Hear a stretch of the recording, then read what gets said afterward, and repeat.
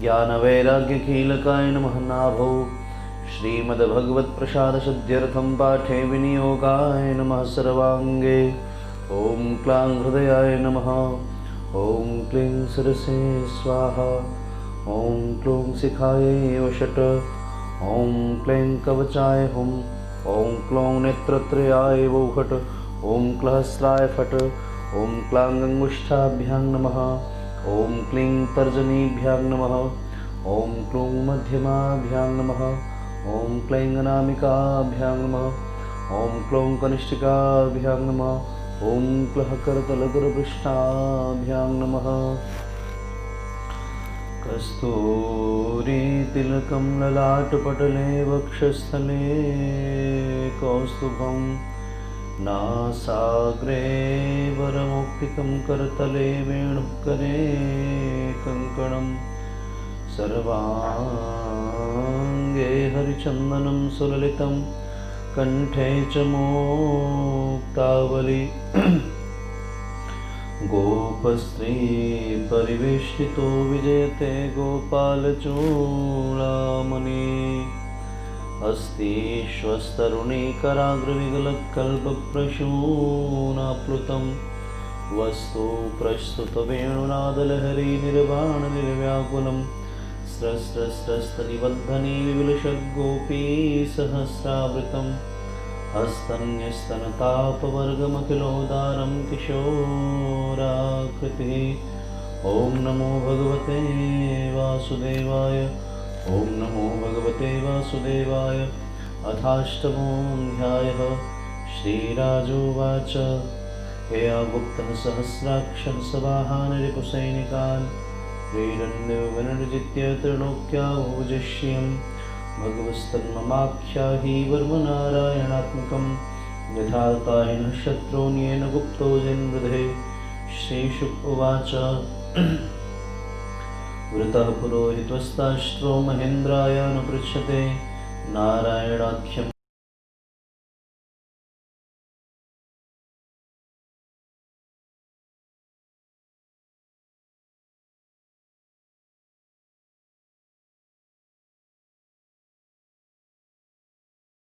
हृदयागते पादयोर्जानुनोरुर्वोरुदरे हृद्यथोरुषि मुखे शिरस्यानो पूर्व्याद् ओङ्कारादिनिविन्यसेत्।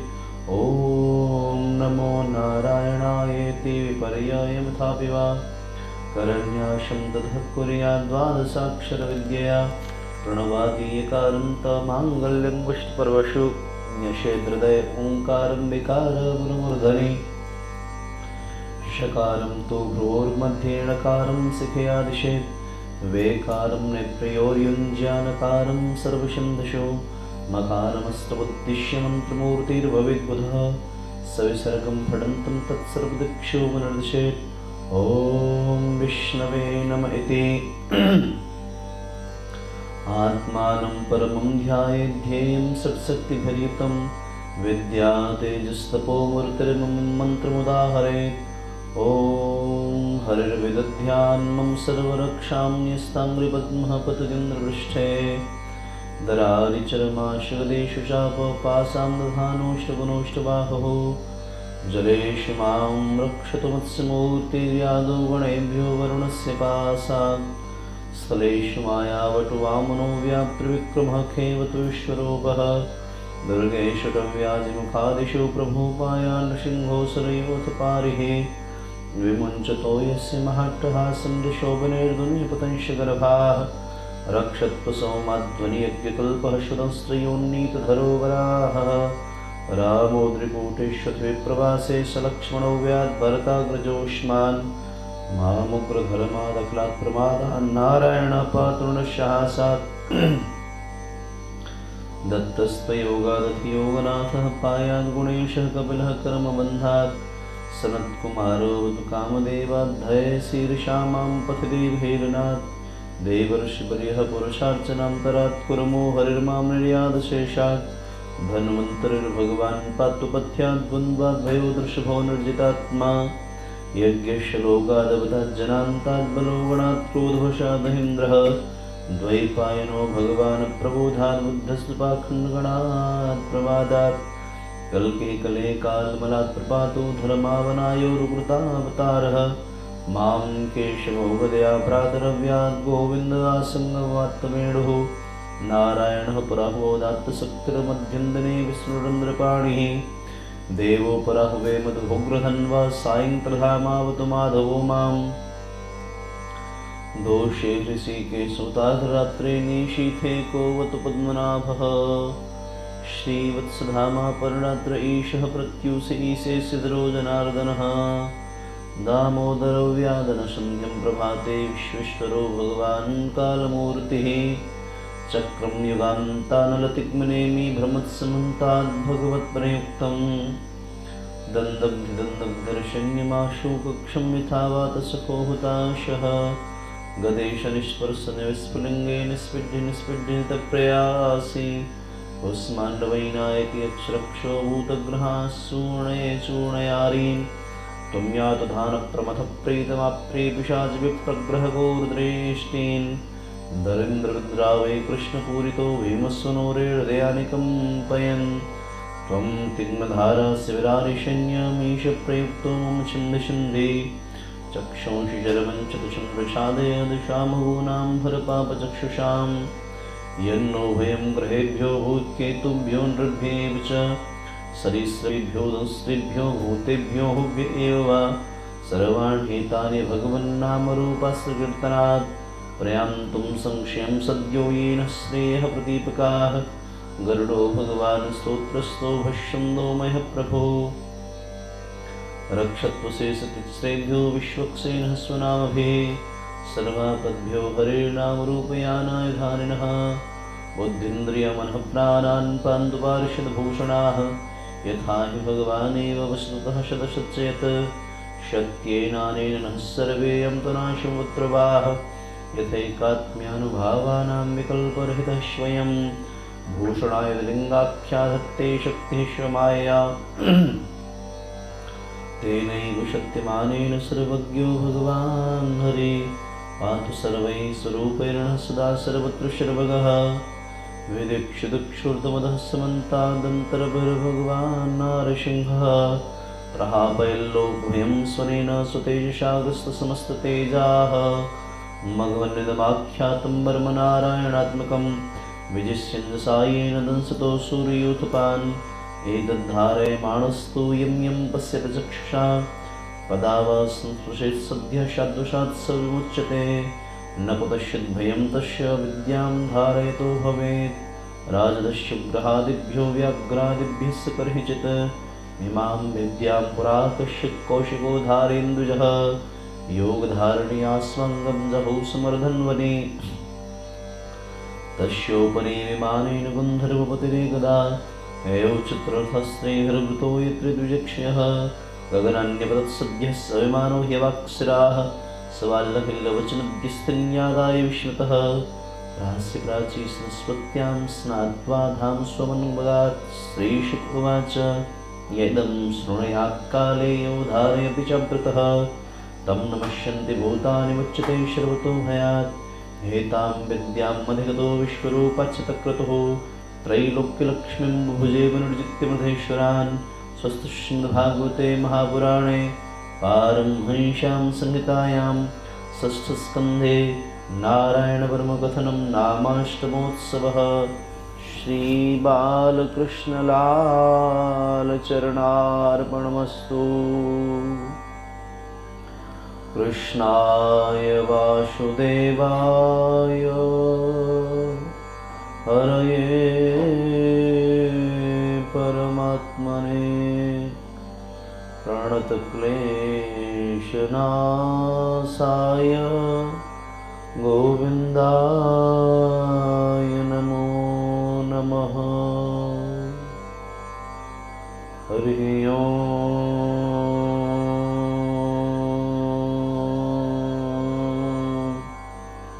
शान्तिः शान्तिः सुशान्तिर्भवतु।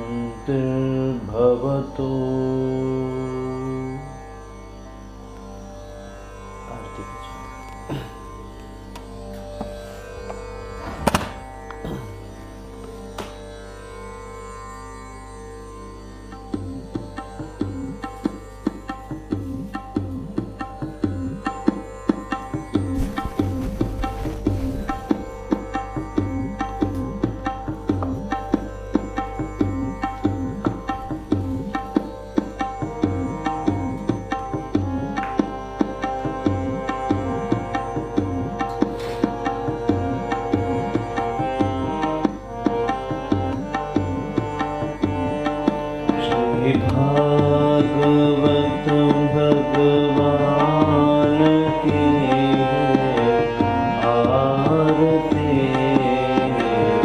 पापियों को पाप से है तारती।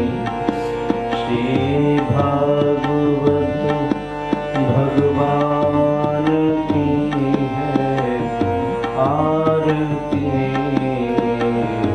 पापियों को पाप से है तारती। ये अमर ग्रंथ, ये मुक्ति पंथ, ये पंचम वेद निराला, नव ज्योति जगाने वाला। हरि नाम यही, हरि ध्यान यही, हरि नाम यही, हरि ध्यान यही, जग के महिमा की आरती। पापियों को पाप से है तारती। श्री भागवत भगवान की है आरती, पापियों को पाप से है तारती। ये शांति गीत पावन पुनीत, पापों को मिटाने वाला, हरि दर्श कराने वाला। ये शांति गीत पावन पुनीत, पापों को मिटाने वाला, हरि दर्श कराने वाला। ये सुख करनी, ये दुख हरनी, ये सुख करनी, ये दुख हरनी, श्री मधुसूदन की आरती। पापियों को पाप से है तारती। श्री भागवत भगवान की है आरती, पापियों को पाप से है तारती। ये मधुर बोल मधुकंठ खोल, सन्मार्ग बताने वाला, बिगड़ी को बनाने वाला। ये मधुर बोल जगकंठ खोल, सन्मार्ग बताने वाला, बिगड़ी को बनाने वाला। श्री राम यही, घनश्याम यही, श्री राम यही, घनश्याम यही, जग के मंगल की आरती। पापियों को पाप से है तारती। श्री भागवत भगवान की है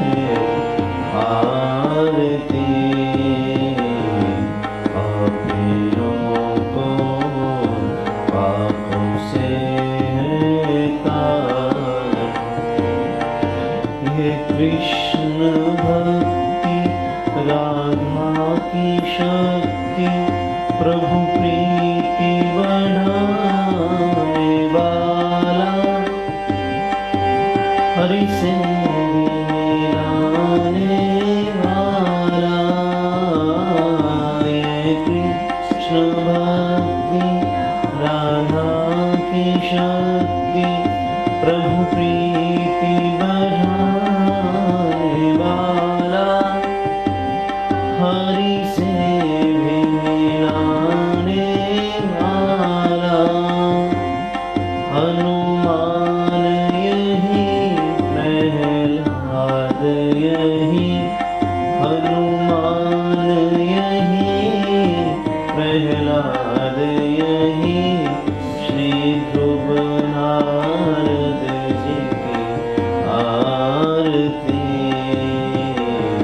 पापियों को पाप से है तारती श्री भागवत भगवान की है आरती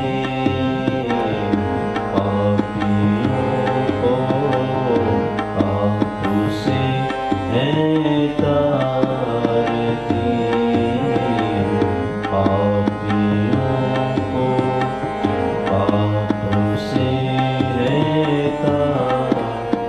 हरि ओम जलेन शीतलीकरणं पुष्पै देवाभिवन्दनम् आरोग्यार्थेषु आत्माभिवन्दनम् द्यौः शान्तिरन्तरिक्षगुं शान्तिः पृथिवी शान्तिरापः शान्तिरोदयः शान्तिः वनस्पतयः शान्तिर्विश्वे देवाः शान्तिर्ब्रह्म शान्तिः सर्वगुं शान्तिः शान्तिरेव शान्तिः सा मा शान्तिरेधि हरि ओम् हस्तोक्षतपुष्पाणि गृहीत्वा मङ्गलमन्त्राणि भुनेयुः पुष्पाञ्जलिं प्रारभ्यते हरि ॐ शेवन्तिकावकुलचम्पकपाटलाब्जै पुन्नागजातिकरवीलरसालपुष्पैः बिल्वप्रवालतुलसीदलमञ्जरीभिः स्वां पूजयामि जगदीश्वर मे प्रसीद नानासुगन्धपुष्पाणि यथा कालोद्भवानि च पुष्पाञ्जलिर्मया दत्तगृहाण परमेश्वर मन्त्रपुष्पाञ्जलिं समर्पयामि श्रीबालकृष्णलालचरणार्पणमस्तु श्रीपुराणपुरुषोत्तमाय नमः श्रीभागवत भगवान की जय श्री बांके बिहारी लाल की जय श्री वृंदावन धाम की जय श्याम सुंदर श्री यमुने महारानी की जय अलवेली सरकार की जय कदमों के खरीदार की जय श्री वृंदावन धाम की जय सद्गुरुदेव भगवान की जय सत्य सनातन धर्म की जय कार्तिक मास महामहोत्सव की जय जय जय श्री राधे श्याम।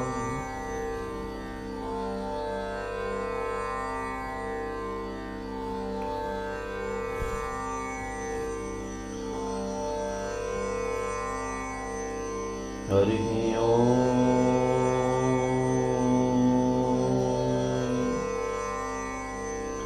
स्वस्ति श्री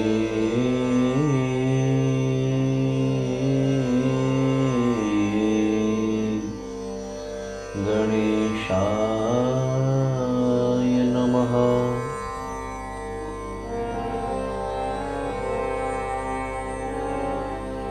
श्री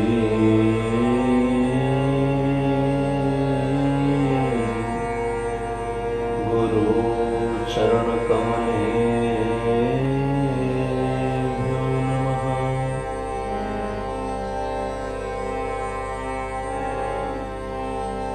श्री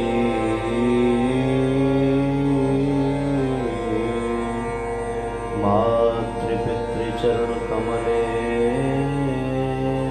नमः। वक्रतुंड महाकाय कोटिसूर्यसमप्रभ निर्विघ्नं कुरु मे देव सर्वकार्येषु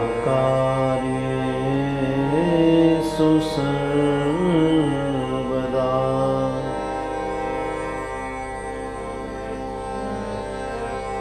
वाञ्छाकल्पतरुभ्यश्च कृपासिन्धुभ्यैव च पतितानां पावनेभ्यो वैष्णवेभ्यो नमो नमः। योऽन्तः प्रविश्य मम वाचमिमां प्रसुप्ताम् सञ्जीवयत्यखिलशक्तिधरः स्वधाम्ना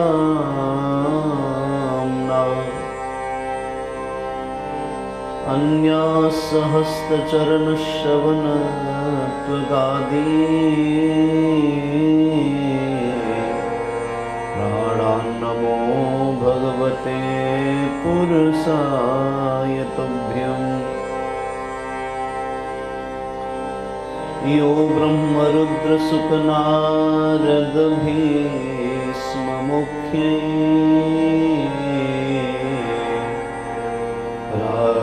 लक्षितो पुरुषस्य तस्य सद्यो वशीकरणचूर्णमनन्तशक्तिम्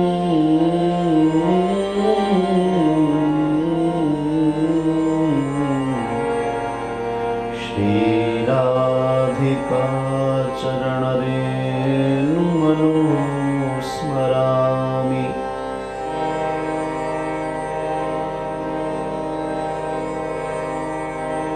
श्रीराधा साध्यं साधनं यस्य राधा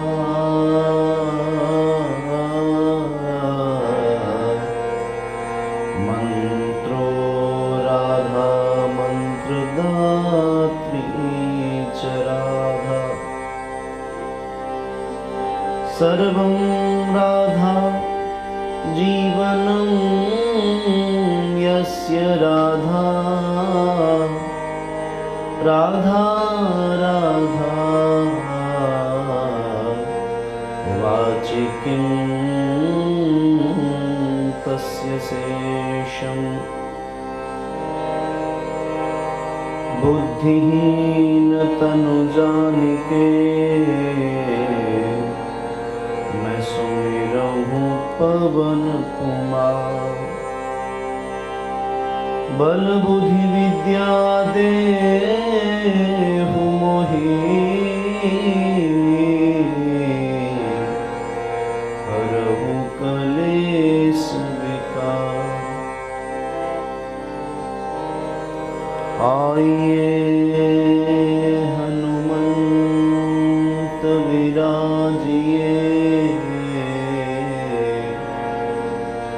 मैं कथा कहूँ मति अनुसार। प्रेम सहित गादी धरूं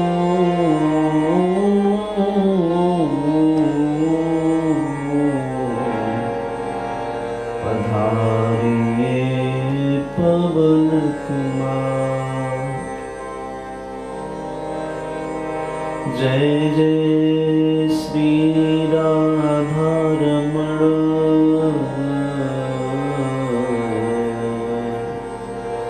जय जय नवल किशोर। जय गोपी चितचोर प्रभु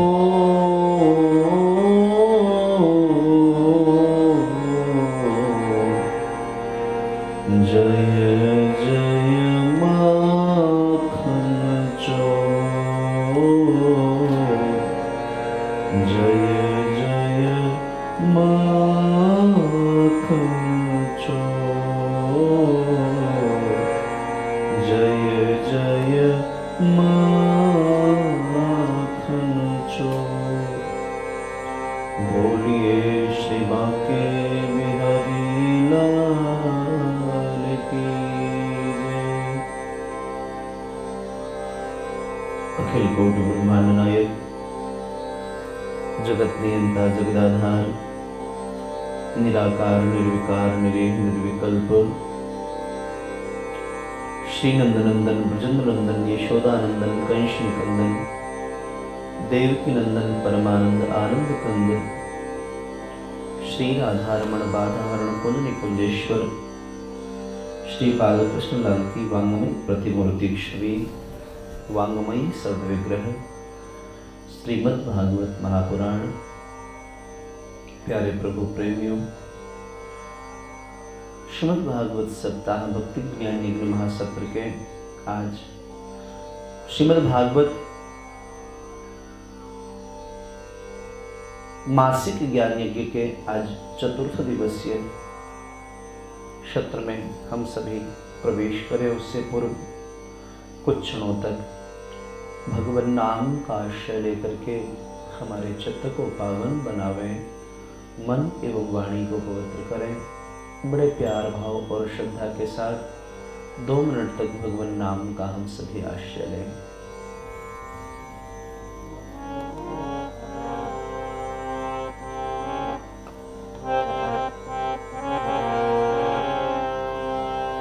श्री कृष्ण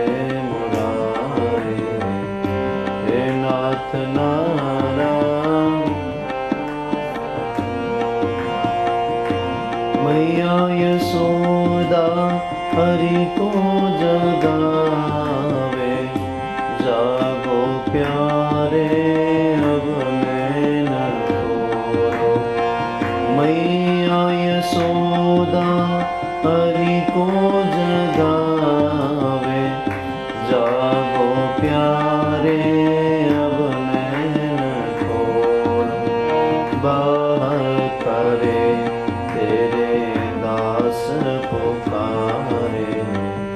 हे नाथ नारायण वासुदेवा, श्री कृष्ण गोविंद हरे मुरारी।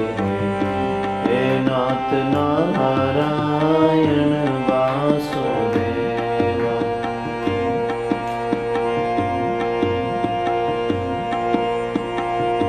गोविंद मेरी यह कामना है, भूलो नहीं कभी नाम तुम्हारा। गोविंद मेरी यह कामना है, भूलो नहीं कभी नाम तुम्हारा।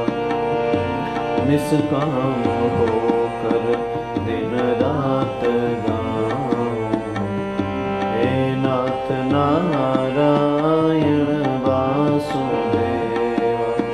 निष्काम होकर दिन रात गाऊं, हे नाथ नारायण वासुदेवा।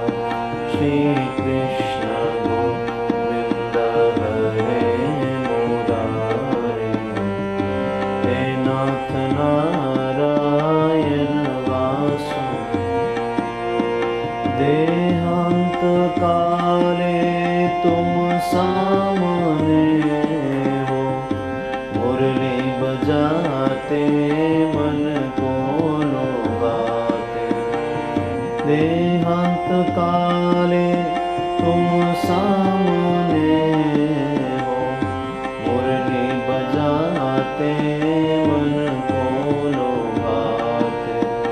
यह गीत गा के मैं धननाथ क्या दूं, हे नाथ नारायण वासुदेवा।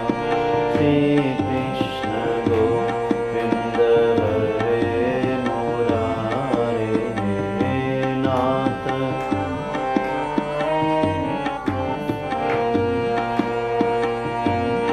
हे हरि हे हरि हे हरि हे हरि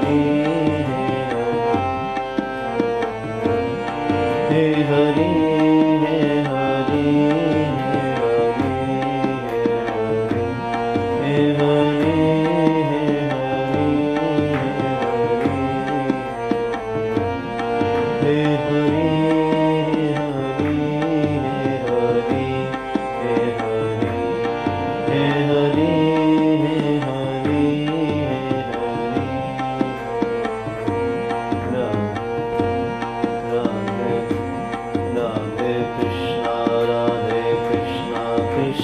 कृष्ण राधे राधे राधे श्याम राधे श्याम श्याम श्याम राधे राधे राधे कृष्ण राधे कृष्ण कृष्ण राधे राधे राधे श्याम राधे श्याम श्याम श्याम राधे राधे कृष्ण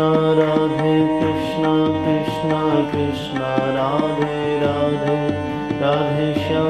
राधे श्याम श्याम श्याम राधे राधे राधे कृष्ण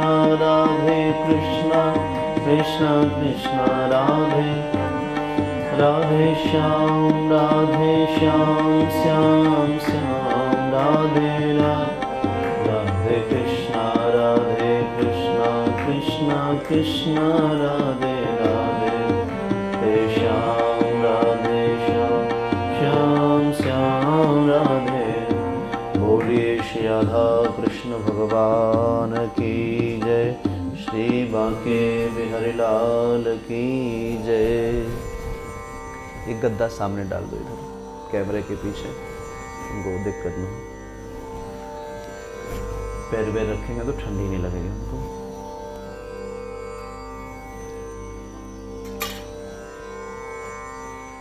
सर्वप्रथम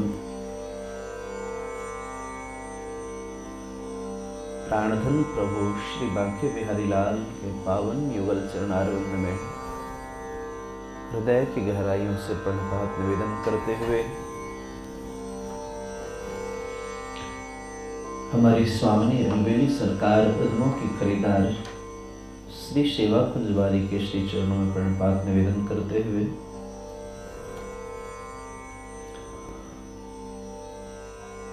तत्पश्चात परम पूज्य श्री सद्गुरुदेव भगवान के युगल चरणारविंद में बारंबार प्रणपात निवेदन करते हुए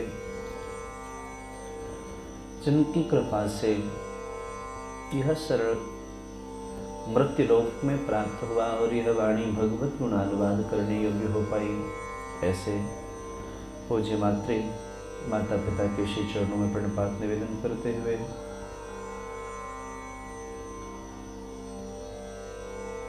कुल देवता, ग्राम देवता, वास्तु देवता, स्थान देवता सबों के श्री चरणों में प्रणपात निवेदन करते हुए अंत में इस प्रचार तंत्र के माध्यम से अलग अलग प्रांतों में अपने अपने घरों में बैठकर श्री ठाकुर जी के परम पावन रसमयी कथा का आस्वादन कर रहे हमारे सभी श्रोता वृंदों के श्री चरणों में प्रणपात निवेदन करते हुए आज कार्तिक मास महामहोत्सव के चतुर्थ दिवसीय सत्र में प्रवेश करें उससे पूर्व हम सभी जिस मास में इस कथा को श्रवण कर रहे हैं उस मास के महात्म्य के दिव्य और पावन चर्चाओं को थोड़ी देर श्रवण कर लेते हैं बहुत प्यार भाव और श्रद्धा के साथ में। तृतीय अध्याय में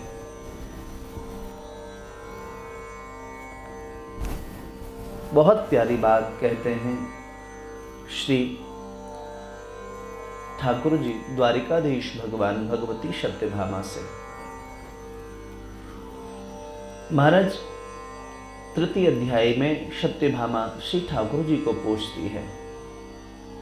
सत्योवाच सर्वेपि कलावयवास्तव कालस्वरूपिणः मासानं तु कथं नाथ समासः कार्तिको वरः एकादशी तिथीनां च मासानां कार्तिकः प्रियः कथं वा देवदेवेश कारणं तत्र कथ्यतम्।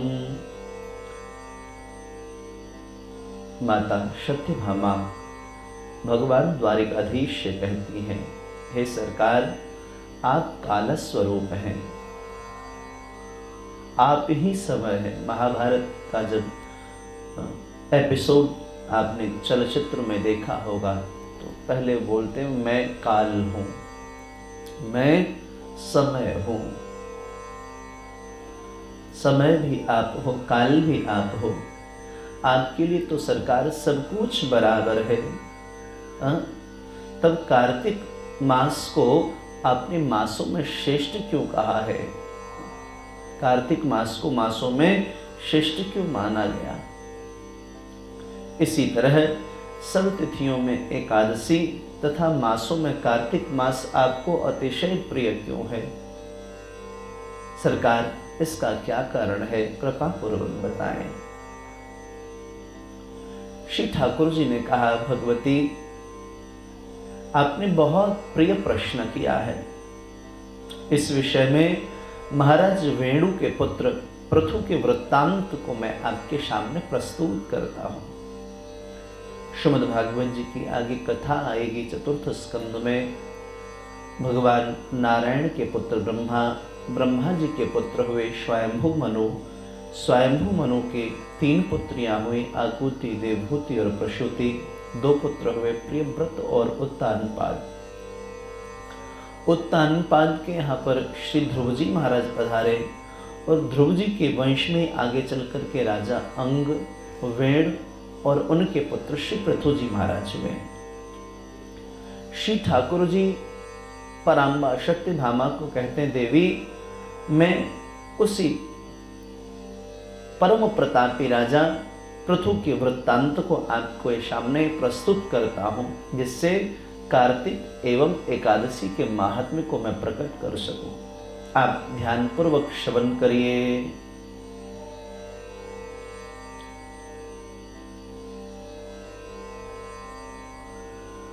पूर्व समय में एक बार श्री नारद जी से राजा पृथु ने पूछा, नारद जी से श्री राजा पृथु ने पूछा, सरकार कार्तिक मास की महिमा क्या है ना? तो उस समय श्री नारद जी ने राजा पृथु को कार्तिक मास की महिमा बतलाई थी और महिमा के संदर्भ में उन्होंने कहा, नारद जी ने पूर्व काल में त्रैलोक्य को मथ डालने में समर्थ शंखासुर नाम का एक असुर हुआ, जो कि समुद्र पुत्र था। शंखासुर ये समुद्र का पुत्र था। शंखासुर ने अपने पौरुष से स्वर्गलोक में देवताओं को परास्त कर दिया। अब समुद्र पुत्र ही है, आप कल्पना करें कितना विशाल विराट स्वरूप है समुद्र का। महोदधि भगवान का, समुद्र भगवान का एक नाम सागर भी है और एक नाम महोदधि भी है। सागर नाम इसलिए है क्योंकि अपने पितामह असमंजस के कल्याणार्थ, जो कि सदगति को प्राप्त न कर सके थे, तो उनके कल्याणार्थ महाराज गंगा जी को अवतरण करवाने की भूमिका में उनके सारे पितरों ने भूमिका निभाई थी। बाद में राजा भगीरथ जी के प्रयास से भगवती गंगा पृथ्वी पर आए। तो राजा सगर ने एक बार यज्ञ किया था, अश्वमेध यज्ञ, और उनके अश्व के घोड़ा को इंद्र चुरा करके ले गए थे और ले जा करके ऋषि कपिल के आश्रम में बांध दिया। महाराज ढूंढते ढूंढते सगर के पुत्र पहुंचे तो वहां पर देखा कपिल ऋषि के आश्रम में घोड़ा बंधा हुआ है। बहुत आवेश आया, बोले महाराज बैठ के तो भजन करते हो, लेकिन की आपने चोरी है। यह अकारण ही आरोप लगा दिया था। किसी व्यक्ति पर कोई अकारण आरोप लगे तो वह उसके लिए मृत्यु तुल्य हो जाता है। जैसे आरोप लगाया, आंखें खुली, वो जल करके भस्म हो गए। उस समय घोड़े को ढूंढने के लिए पूरी पृथ्वी को उन्होंने खोद डाली थी सगर के पुत्रों ने, और उससे जो जल प्रकट हुआ वही सागर कहलाया। सगर के पुत्रों ने खोदा, इसलिए हम समुद्र भगवान को सागर भी कहते हैं। उनका नाम महोदधि भी है। सगर के पुत्रों के द्वारा खोद दिए जाने के कारण इनका नाम पड़ा है सागर। तो समुद्र के पुत्र हुए हैं शंखासुर। महाराज बहुत बलवान हैं, बहुत पौरुषत्व है इनमें। इन्होंने स्वर्गलोक में देवताओं को परास्त कर दीना, इंद्रादिक लोकपालों के अधिकार अपने अधीन कर लिया।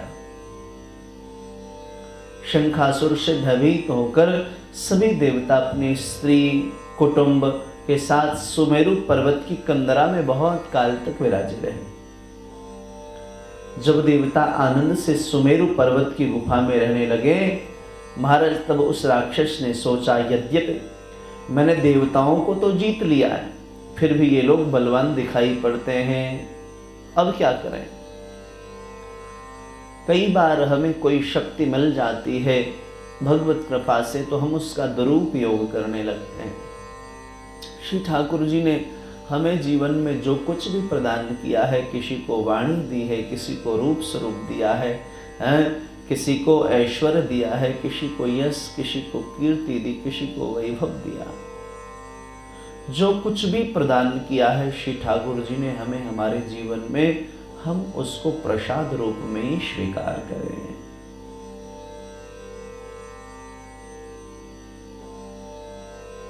प्रसाद रूप में हम स्वीकार करेंगे तो जीवन में प्रसन्नता आएगी। नाथ प्रसादम तू प्रसन्नता, प्रसाद प्रसन्नता को प्रदान करती है। इसलिए हमारे शास्त्रों में प्रसाद लेने की बात कही है। जहां भी प्रसाद दिखे, चरणामृत दिखे, प्रयास करके ले लीजिए। भगवान सूत जी सौनकादिक ऋषियों से कहते हैं और इसी कथा को श्री द्वारिकाधीश भगवान भगवती सत्यभामा से कहते हैं और वही कथा श्री नारद जी पृथु जी महाराज को सुना रहे हैं कार्तिक कल्पवास के संदर्भ में। अब महाराज शंखासुर के यह मन में होने लगा कि इनके देवलोक को छीन लिया, फिर भी ये स्वस्थ दिखाई पड़ते हैं। यद्यपि वो समस्त देवता पर्वत की कमराओं में रहते थे, लेकिन सुखपूर्वक रह रहे थे, यह भी उनको बात अच्छी नहीं लगी। महाराज विचार करने लगा शंखासुर यह कंदराओं में रह करके भी बलशाली कैसे हो रहे हैं। उन्हें ज्ञान हुआ कि उन्होंने वेद मंत्रों का आश्रय लिया है और वेद मंत्रों के बल पर यह सुखपूर्वक जीवन जी रहे हैं। मंत्रों में सज्जनों बड़ी शक्ति है। अभी जो आप द्वादशाक्षर मंत्र जप रहे हैं, यह मंत्र आपको एकदम आपके चित्त को शांत कर देगा। इस मंत्र को जपने से मन एकाग्र हो जाएगा। हृदय की जो उहापोह है, मन में जो उथल पुथल है, वो सब धीरे धीरे करके आप देखेंगे जैसे जैसे दिन बीतेगा वह सब शांत होता चला जाएगा। और आने वाले 2-5 दिनों में आप एकदम स्थिर हो जाएंगे। और जब स्थिरता जीवन में आएगी तो धीरे धीरे धीरे धीरे श्री ठाकुर जी की उस पावन करुण कृपा की अनुभूति होने लगेगी।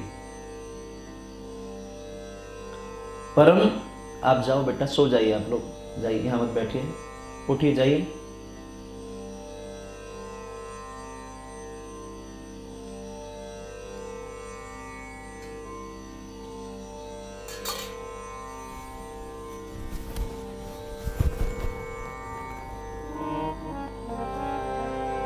श्री कृष्ण गोविंद हरे, श्री कृष्ण गोविंद हरे मुरारे।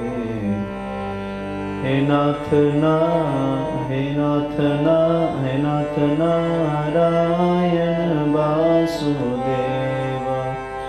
श्री श्री श्री कृष्ण गोविंद हरे मुरारे। हे नाथ नारायण वासुदेवा।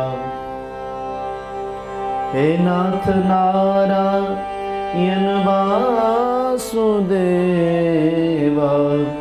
हे नाथ नारायण वासुदेवा। हे नाथ नारायण वासुदेवा। हे नाथ नारायण वासुदेवा। श्री कृष्ण गोविंद हरे मुरारे। हे नाथ नारायण वासुदेव। बंद कर दीजिए इसको पीछे से बस।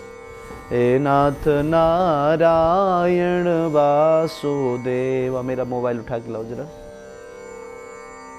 चार्ज में लगा है।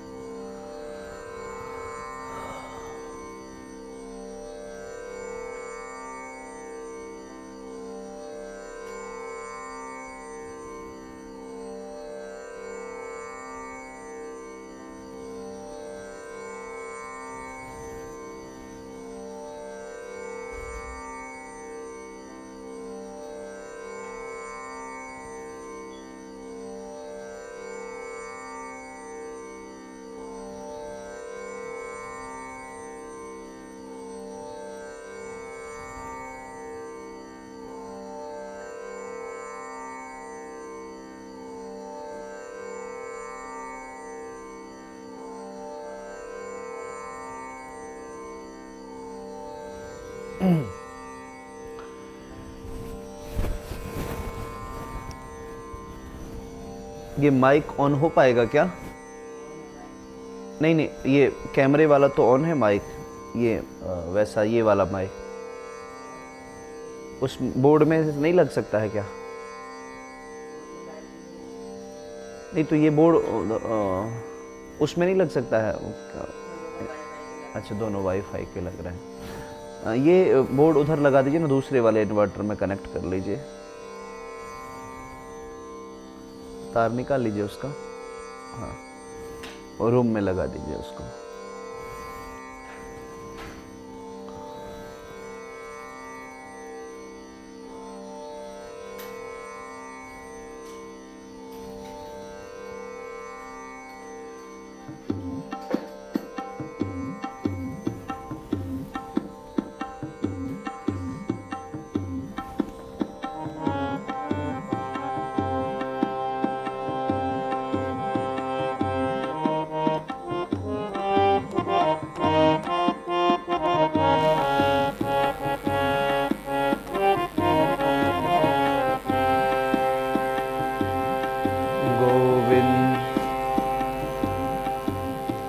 इसको उसमें लगा दीजिए। गोविंद चले आओ, गोपाल चले आओ, गोविंद चले आओ, गोपाल चले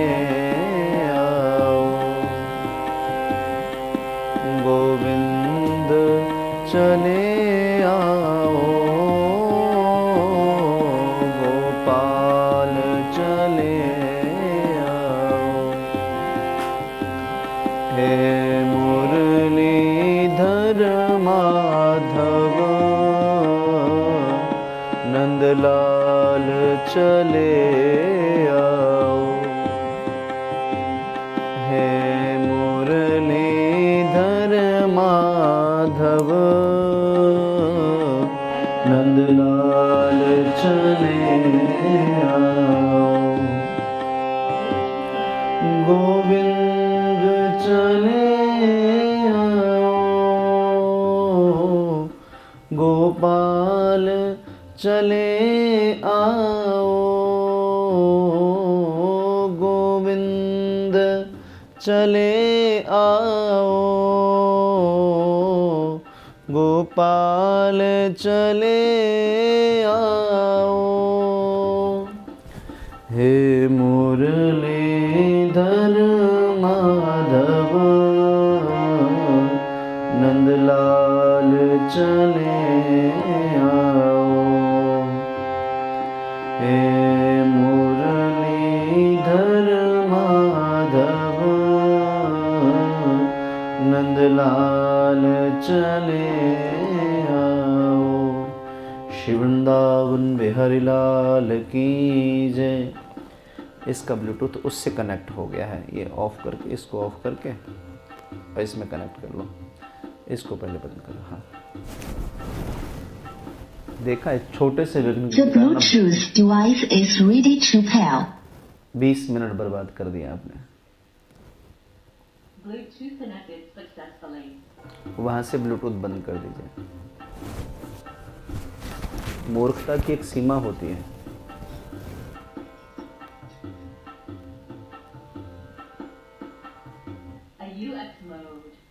बस हो गया, छोड़ दो।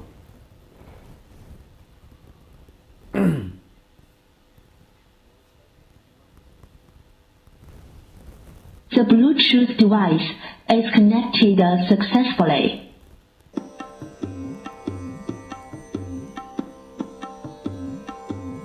कल से आप लोग मत बैठिएगा कथा में। यहाँ इतनी भी बुद्धि नहीं है कि ब्रह्म मुहूर्त में बैठ करके भी माला लेके बैठे हो, फिर जप करने के बजाय बात कर रहे हो आपस में।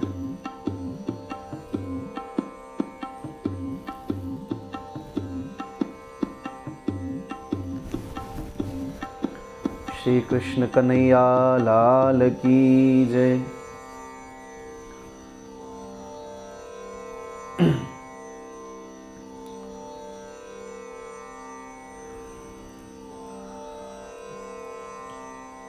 आध्यात्मिक कार्य पर हम जब अग्रसर होते हैं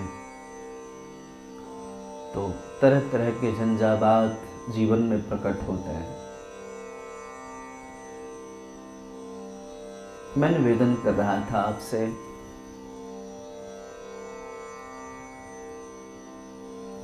शंखासुर को यह एहसास हुआ कि यह निर्जन वन में स्थित कंदराओं में रहकर भी देवता सुखी इसलिए हैं क्योंकि इनको वेद मंत्रों का बल प्राप्त हो गया है। मंत्रों में बहुत शक्ति है, बात यहां चल रही थी।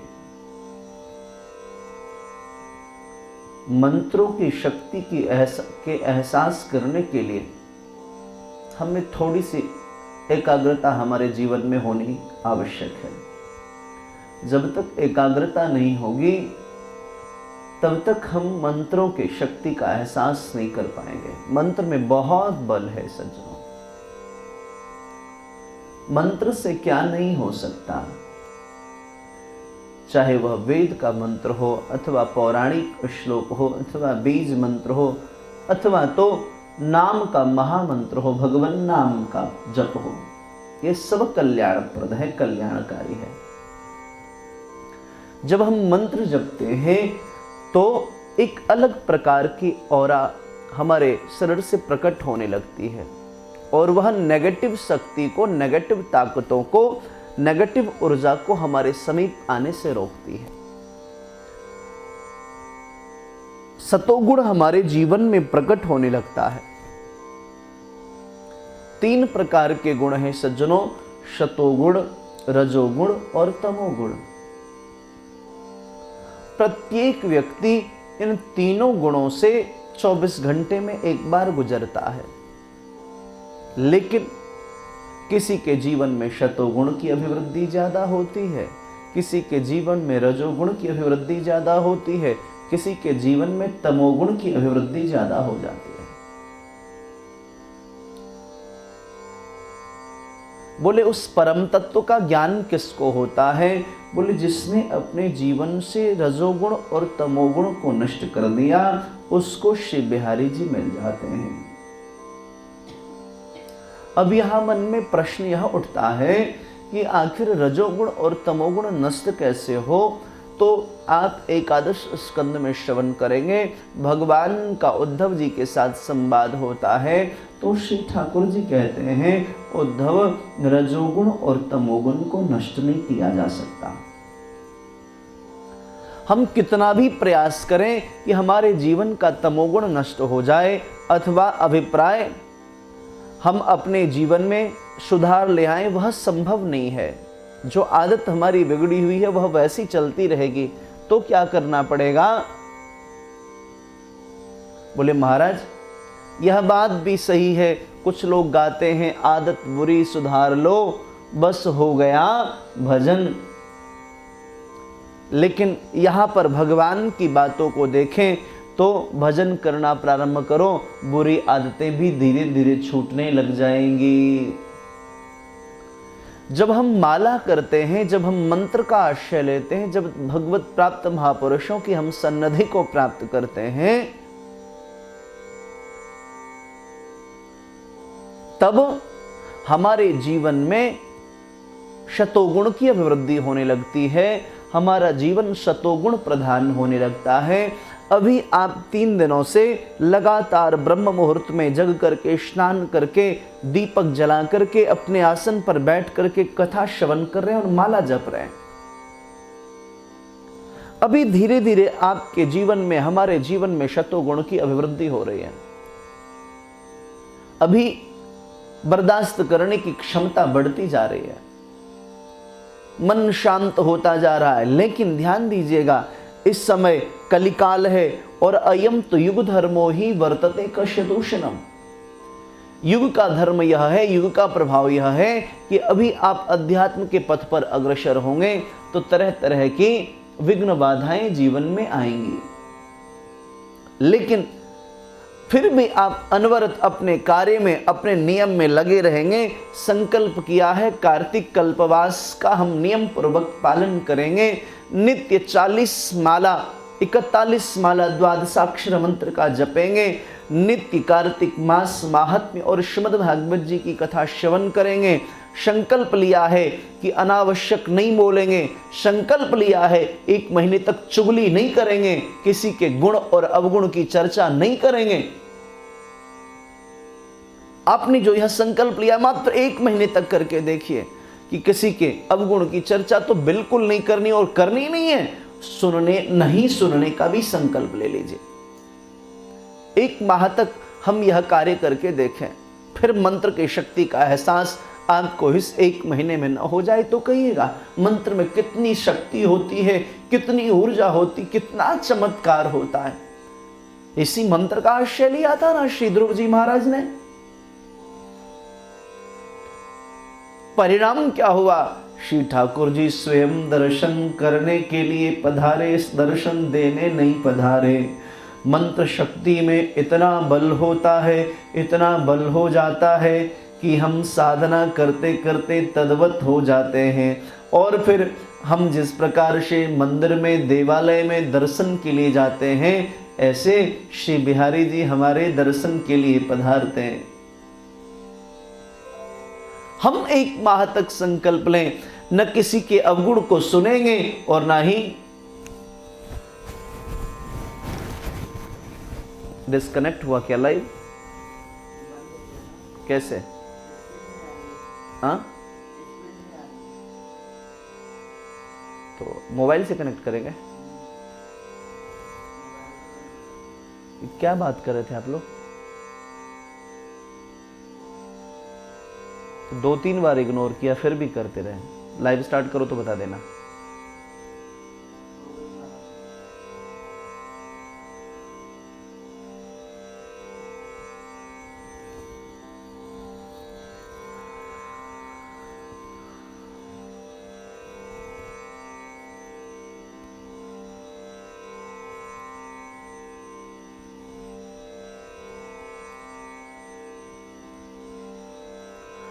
श्री कृष्ण कन्हैया लाल की जय।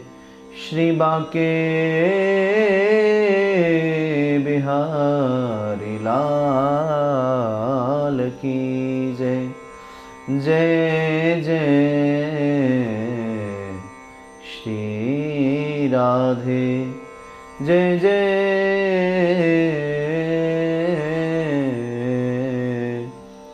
श्री राधे, जय जय श्री राधे श्याम।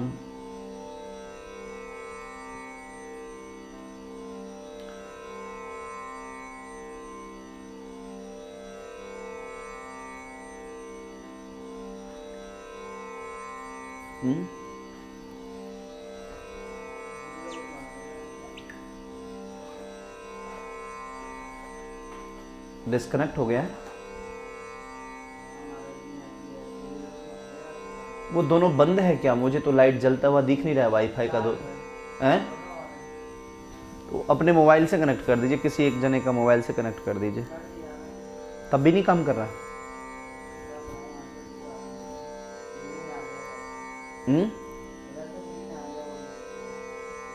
इधर नोटिफिकेशन नहीं आया अभी।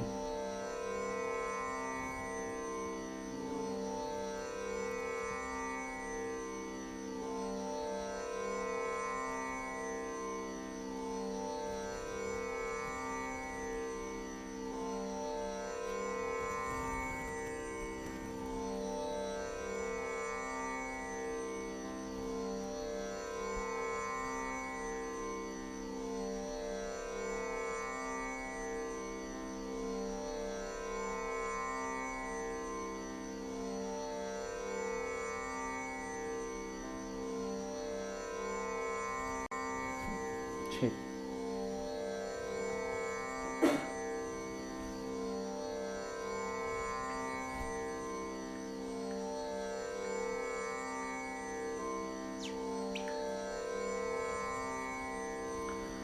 श्री कृष्ण कन्हैया लाल की जय। श्री बांके बिहारी लाल की जय। श्री कृष्ण गोविंद हरे मुरारे, हे नाथ नारायण वासुदेव। श्री कृष्ण गोविंद हरे मुरारे, हे नाथ नारायण वासुदेव। हे नाथ नारायण वासुदेव, हे नाथ नारायण वासुदेव। श्री कृष्ण गोविंद हरे मुरारे, हे नाथ नारायण वासुदेव। तो सज्जनों, महाराज उसको यह एहसास हुआ कि मंत्रों के बल पर ये देवता वृंद कंदराओं में रह करके भी आनंदित हो रहे हैं। वाईफाई के डिस्कनेक्ट हो जाने के कारण एक बार अभी संबंध विच्छेद हो गया था। एक बार सब लोग यथाशीघ्र पुनश्च जुड़ जाएं। तो मैं निवेदन कर रहा था, शंखासुर के मन में यह विचार हुआ कि मंत्र के बल पर यह कंदराओं में रह करके भी सुखी हो रहे हैं। मतलब बोले जीवन में भौतिक वस्तुओं का अभाव भी हो तो भी मंत्र आपको बलवान बना देता है। इस कथा से यह सीखने को मिलती है, यह सीख मिलती है कि मंत्र में बहुत बल है। अब उस मंत्र शक्ति को नष्ट करने के लिए बोले मैं मंत्र को ही मार डालूंगा, छोड़ूंगा नहीं। शंखासुर इतना बलवान था, बोले यज्ञ मंत्रों को खोजता हुआ वह शंखासुर समुद्र के भीतर विचरण करने लगा। बहुत वर्षों तक खोजता रहा यज्ञ मंत्रों को, लेकिन एकत्र नहीं कर सका। भैया यज्ञ मंत्रों को एकत्र भी तो कोई साधक ही कर सकता है, कोई सुजान ही कर सकता है। कोई तमोगुणी और रजोगुणी व्यक्ति मंत्र के शक्ति को नहीं पार पा सकता।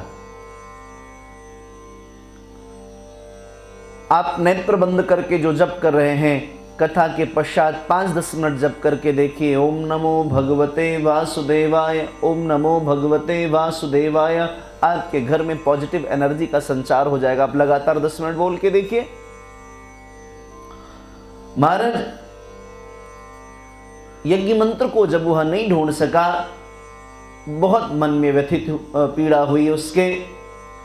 उधर ब्रह्मा जी की पूजा की सब सामग्री तथा उपहार लेकर समस्त देवताओं के साथ वैकुंठ में विष्णु भगवान की शरण में पधारे। ब्रह्मा जी समस्त देवताओं को लेकर के भगवान विष्णु की शरण में पधारे।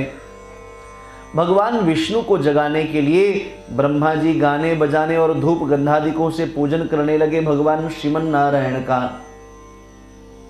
ब्रह्मा जी की आराधना से प्रसन्न होकर भगवान जग गए। तब उन देवताओं ने हजारों सूर्य की तरह तेजस्वी भगवान विष्णु के दर्शन किए। तदनंतर उन्होंने विविध सामग्री से विष्णु भगवान की पूजा की और साष्टांग प्रणाम किया। प्रसन्न होकर के भगवान ने कहा, देवताओं मैं आपकी सेवा पूजा से, आपकी आरती से अत्यधिक प्रसन्न हूँ और आपके लिए मंगल गान करता हूँ। आप अपने लिए अभीष्ट वर की कामना करो, आप जो मांगेंगे वह वर मैं प्रदान कर दूंगा। हम जब हमारे व्यवहार से यदि कोई साधारण जीव प्रसन्न हो जाता है तो हम जो चाहते हैं वह करने लगता है। सोचें, हमारे व्यवहार से, हमारी भक्ति से, हमारे मंत्र जप से यदि परमात्मा प्रसन्न हो जाए तो क्या नहीं हो सकता। एक साधारण व्यक्ति हमसे रूठ जाए तो जीवन में तनाव हो जाता है, तो परमात्मा रूठ जाए तो क्या दुर्दशा हो। महाराज तुम लोग अभिष्ट वर मांगो। इस कार्तिक शुक्ल पक्ष की एकादशी तिथि से हरि प्रबोधनी एकादशी तक जो प्राणी ब्रह्म मुहूर्त में तुम लोगों की भांति कीर्तन तथा मंगल गान करेंगे वे सब हमारे परम प्रिय हो जाएंगे और सदा वो हमारे समीप निवास करेंगे। भगवान नारायण ने कहा, बोले यह क्वार के शुक्ल पक्ष की एकादशी, क्वार मतलब क्षमा चाहता हूँ, आश्विन के शुक्ल पक्ष की एकादशी को हरि प्रबोधनी एकादशी, महाराज क्या नाम था पिछली एकादशी का? पिछली एकादशी का क्या नाम था? किसी को स्मरण हो तो जरा कमेंट बॉक्स में बोलें। महाराज एकादशी जो है आश्विन के शुक्ल पक्ष की एकादशी से लेकर के और हरि प्रबोधनी एकादशी तक भगवान नारायण कहते हैं जो प्राणी ब्रह्म मुहूर्त में तुम लोगों की भांति कीर्तन और मंगल गान करेंगे वे सब हमारे लिए परम प्रिय हो जाएंगे, हमारे समीप निवास करेंगे। भगवान नारायण ने देवताओं को वचन दिया, देवताओं आपके कीर्तन भजन करने से मैं अतिशय प्रसन्न हूं और मैं वचन देता हूं आज के बाद से पापमोचनी पापांकुशा आश्विन मास के शुक्ल पक्ष की एकादशी को पापांकुशा एकादशी कहते हैं। तो पापांकुशा एकादशी से लेकर के और हरि प्रबोधनी एकादशी तक भगवान कह रहे हैं जो ब्रह्म मुहूर्त में तुम लोगों की भांति कीर्तन करेगा, नाम जप करेगा, ब्रह्म मुहूर्त में स्नान करके मेरी सेवा करेगा, मैं सदैव उसके समीप निवास करूंगा। जो पाद्य अर्घ्य आचमनी आदि सब सामग्री से तुम लोगों ने एकत्र किए थे वे सब अगणित गुण वाली होंगी। हमको तुम्हारे क्लेश की बात ज्ञात हो गई है। शंखासुर वेदों को भी हर के ले गया है। जिस वेद के बल पे तुम कंदराओं में भी सुखी थे उन वेदों का भी हरण शंखासुर ने कर लिया। अब ये वेद इस समय समुद्र में विराजमान है। सो मैं दुष्ट शंखासुर को मारकर उन वेदों को शीघ्र ले आऊंगा। जी सत्य सुमन जी, पापांकुशा एकादशी, धन्यवाद। बहुत ध्यानपूर्वक मुझे बड़ी प्रसन्नता होती है इन श्रोताओं के मध्य में हमारे आदरणीय बाबूजी डॉक्टर ब्रजनंदन शर्मा जी के पौत्र श्री सत्य सुमन जी जो बेंगलुरु से युवा हैं और शायद इंजीनियर हैं। आप प्रातःकाल ब्रह्म मुहूर्त में जग के स्नान करके और नियम पूर्वक कथा श्रवण कर रहे हैं। बहुत प्रसन्नता होती है युवा जब अध्यात्म के पथ पर अग्रसर होते हैं। आपके मंगल में जीवन की कामना करता हूं सत्य सुमन जी। तो भगवान कहते हैं वेद भगवान को का हरण करके शंखासुर समुद्र में ले गया है। मैं आज जल में रहूंगा और आप लोग भी ऋषियों के सहित मेरे साथ आइए। इन दिनों जो प्राणी प्रातः स्नान करेंगे वे यज्ञांत में किए स्नान के फलभागी हो जाएंगे। बहुत अच्छी बात भगवान ने कही। वेद भगवान को शंखासुर हरण करके समुद्र में ले गया। सो मैं इस दुष्ट शंखासुर को मारकर शीघ्र जल से बाहर लेकर के आऊंगा। अब वेद हर साल मंत्र तथा बीजों के साथ कार्तिक माह में जल में ही निमग्न रहा करेंगे। भगवान ने यह वचन दिया है। सुनो, बहुत प्यारी बात, कार्तिक मास महात्म्य सुनिए। भगवान कहते हैं कि शंखासुर वेद भगवान को हरण करके ले गया, इसलिए इस माह प्रतिवर्ष 1 महीने तक कार्तिक में वेद भगवान और ये समस्त मंत्र कार्तिक में जल में ही निमग्न रहा करेंगे। और मैं भी आज से जल में रहूंगा, आप लोग भी ऋषियों के सहित मेरे साथ आ जाइए। इन दिनों जो प्राणी प्रातःकाल ब्रह्म मुहूर्त में स्नान करेंगे वे यज्ञांत में किए गए स्नान के फल भागी होंगे। हे देवेंद्र, जो कार्तिक व्रत किया करें उनको तुम मेरे लोक में पहुंचा दिया करो। हे देवराज, तुम सदा उन प्राणियों को सब आपत्तियों से बचाना। हे वरुण, तुम उन्हें पुत्र पौत्र आदि संतति देते रहना, क्योंकि कार्तिक व्रती हमारा रूप धारण करके जीवन मुक्त हो जाता है। कार्तिक व्रती हमारा रूप धारण करके जीवन विमुक्त हो जाता है। फिर गड़बड़ हो गया शायद, ठीक, जीवन मुक्त हो जाता है। जन्म से मरण पर्यंत विधिपूर्वक जिसने यह व्रत किया है वह आप लोगों को भी मान्य है और हमको भी परम प्रिय है। विधि पूर्वक करने से दोनों व्रत जिस प्रकार प्राणी को मेरे समीप पहुंचाते हैं, वैसे कोई तीर्थ व्रत और यज्ञ भी हमारे समीप जीव को नहीं पहुंचा सकते। बहुत ध्यान पूर्वक समझिएगा। भगवान कहते हैं जिस प्रकार से कार्तिक स्नान और एकादशी व्रत, कार्तिक का नियम, कार्तिक कल्पवास और एकादशी व्रत जिस प्रकार से भक्त को मुझसे मिला देता है, ऐसे न कोई तीर्थ, न कोई व्रत और न कोई यज्ञ हमसे मिलवा सकता है भक्त को भगवान से। हाँ, ये कार्तिक कल्पवास की महिमा भगवान बता रहे हैं। बोलिए कार्तिक मास की जय। यदि भाषा टीका शैते कार्तिक माहात्म्ये तृतीयोऽध्याय श्री बालकृष्ण लाल चरणार्पणमस्तु। आज कार्तिक महात्म्य की कथा यहीं विश्राम करते हैं। अब श्रीमद् भागवत जी की कथा में हम सभी प्रवेश करें। श्री कृष्ण गोविंद हरे मुरारे, हे नाथ नारायण वासुदेवा।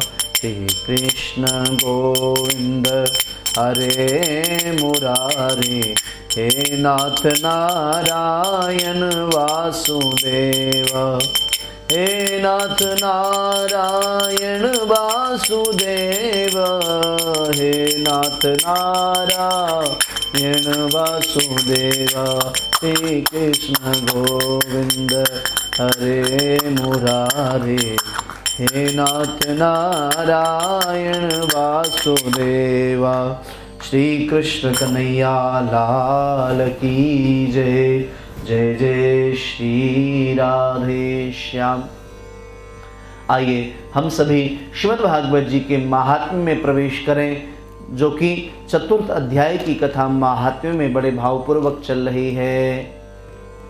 महाराज भगवान शुकाचार्य कहते हैं परीक्षित से, परीक्षित श्री सूत जी महाराज सौनकादिक ऋषियों से कहते हैं,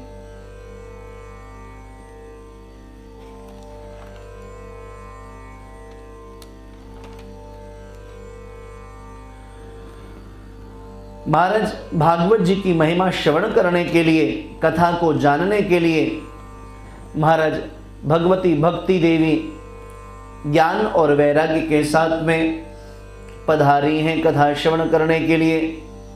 और जब ध्यान पूर्वक पूरी कथा को श्रवण किया तो श्री शौनक जी महाराज कहते हैं, महाराज यह भागवत पुराण योगवेत्ता ब्रह्मा जी के भी आदि कारण श्री नारायण का निरूपण करता है, परंतु यह मोक्ष की प्राप्ति में ज्ञान आदि सभी साधनों का तिरस्कार करके इस युग में उनसे भी आगे बढ़कर के जीव को मोक्ष प्रदान कर देता है।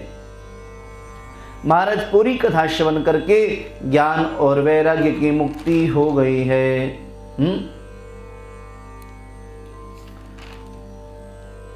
बाद में सूत जी महाराज से सौनकादिक ऋषियों ने प्रश्न किया, इस कथा को श्रवण करके किस किस की अब तक मुक्ति हुई है, यह कृपा करके बताएं। श्री सूत उवाच अथ वैष्णव चित्तेषु दृष्ट्वा भक्तिमलौकिकीं निजलोकं परित्यज्य भगवान् भक्तवत्सलः। बोले जब ज्ञान वैराग्य की वृद्धावस्था दूर हुई उस समय भगवान प्रकट हुए और उस समय अपने भक्तों के चित्त में अलौकिक भक्ति का प्रादुर्भाव हुआ। भक्त वत्सल भगवान अपना धाम छोड़ करके वहां पधारे। उनके गले में वनमाला शोभा पा रही थी। श्री अंग सजल जलधर के समान श्याम वर्ण था, उस पर मनोहर पीतांबर सुशोभित था। ये लाइव जा रहा है क्या?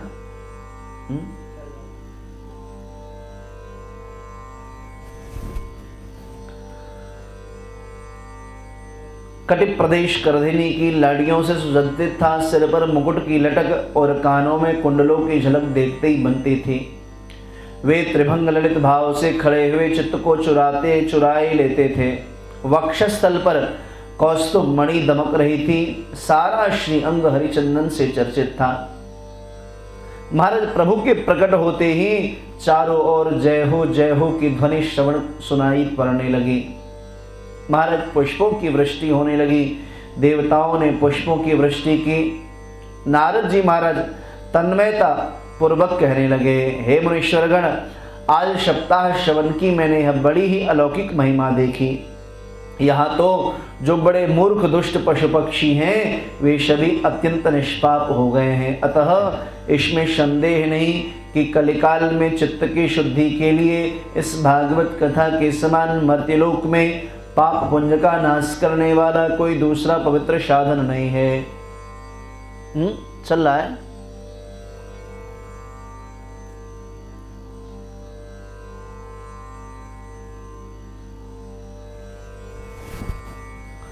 महाराज कोई ऐसा साधन नहीं है जो पाप पुंज को भागवत की भांति नाश कर दे।